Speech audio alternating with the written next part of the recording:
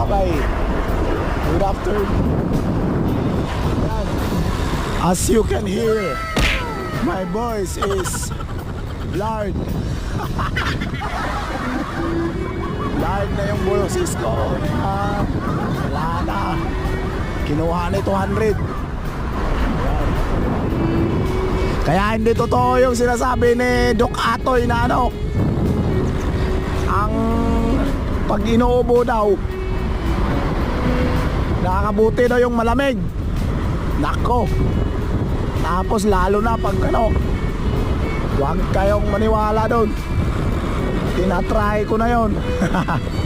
Nasubukan ko na.